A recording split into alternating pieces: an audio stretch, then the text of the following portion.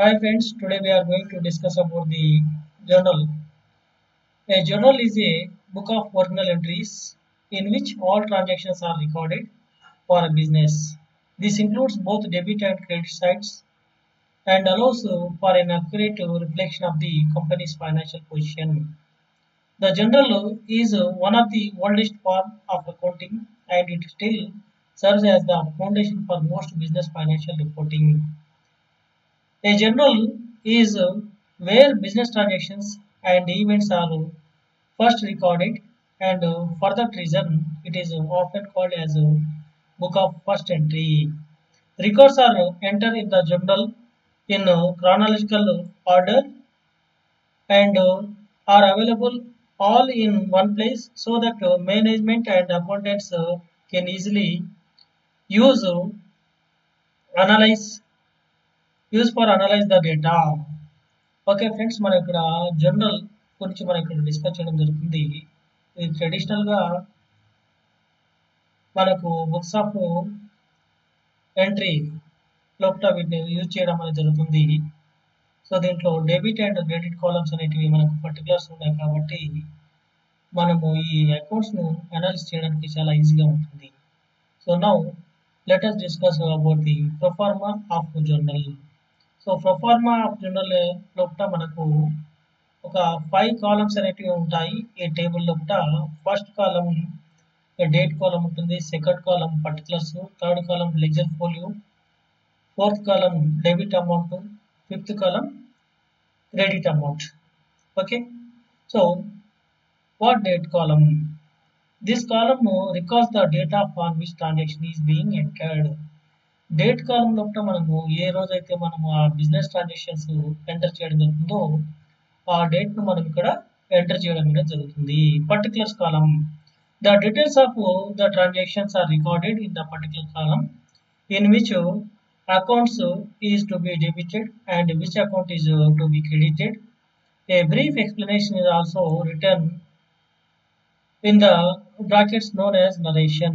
So particular column లోపల మనకి ఇక్కడ ఏం చేస్తున్నాం అండి, ఈ పర్టికులర్ కాలం లోపల ఏ అకౌంట్కి అయితే డెబిట్ చేస్తున్నామో ఆ అకౌంట్ను నేమ్ రాయడం జరుగుతుంది. ఆ తర్వాత డెటార్ అని లాస్ట్లో రాస్తున్నాము.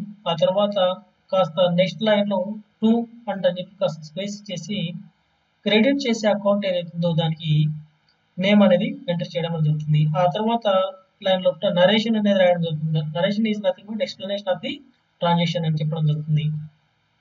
ఇక next ledger folio column. In this column the page number of the ledger containing the relevant account is recorded. So ఇక్కడ లెజర్ ఫోల్ లోపల page number of the ledger, ఏ లెజర్ లోపల అయితే ఏ పేజ్ లోపల అయితే ట్రాన్సాక్షన్ అనేది ఎంటర్ చేయడం జరిగిందో ఆ పేజ్ నెంబర్ అనేది ఇక్కడ రాయడం అనేది జరుగుతుంది. Next debit amount. This column the amount must be debited in record in this column.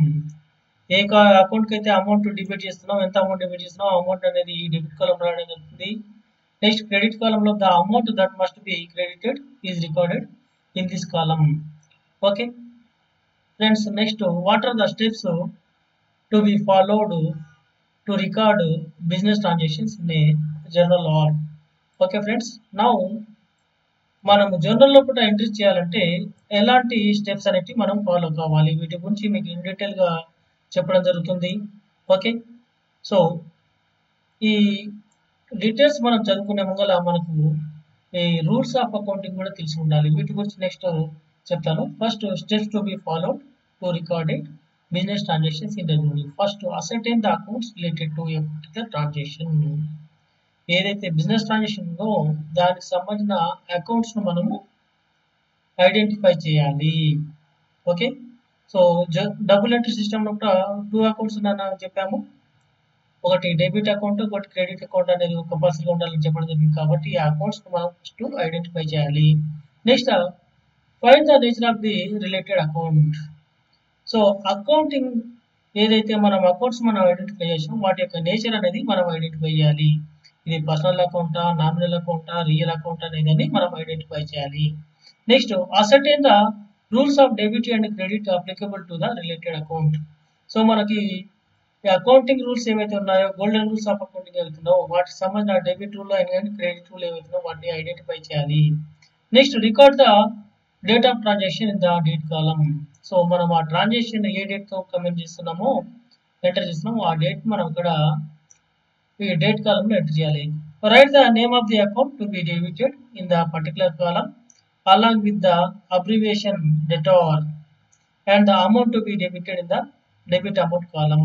So particular column ఏదైతే అకౌంట్ మనం డెబిట్ చేస్తున్నామో ఆ అకౌంట్ నేమ్ రాసిన తర్వాత ఒక అబ్రివియేషన్ డేటా డిఆర్ అని రాయాలి. రాసిన తర్వాత డెబిట్ కాలంలో దాని అమౌంట్ అనేది మనం దాంట్లో ఎంటర్ చేయాలి. Next right the name of the account to be credited in the next line starting with the to and the amount to be credited in the credit amount column. So next line లో ఏం చేస్తున్నాం, two అంటే రాసిన తర్వాత మనము ఏదైతే account credit చేస్తున్నా ఆ అకౌంట్ నేమ్ అనేది రాయాలి. రాసిన తర్వాత దానికి సంబంధించిన అమౌంట్ ఏదైతుందో క్రెడిట్ కాలం ఏదైతుందో ఆ క్రెడిట్ కాలం లోపల ఎంటర్ చేయాలి. Next right A brief explanation of the transaction as narration. So narration లోపల ఆ ట్రాన్సాక్షన్ సంబంధించిన ఎక్స్ప్లెనేషన్ అనేది క్లియర్ గా రాయాలి. Next draw A line across the entire particular column to separate one general entry from the other. So మనకు ఆ general entry అయిన తర్వాత నెక్స్ట్ లైన్ కు మనము నెక్స్ట్ ఎంట్రీ చేయాలంటే మధ్యలో ఒక లైన్ అనేది డ్రా చేయాలి. So these are the basic rules for entering information in to the journals. Okay, next rules of accounting, golden rules of accounting ఇంతకుముందు క్లాస్ లో మీకు చెప్పడం జరిగింది. మళ్ళీ ఒకసారి రివ్యూ చేస్తున్నాను. Accounts are 3 types: personal account, real account and non account. Okay, so for personal account debit the receiver. So benefit ఎవరైతే receive చేసుకుంటారో వాళ్ళకు డెబిట్ చేయాలి. నెక్స్ట్ క్రెడిట్ ద గివర్, ఎవరైతే బెనిఫిట్స్ ఇస్తున్నారో వాళ్ళకు మనము క్రెడిట్ చేయాలి.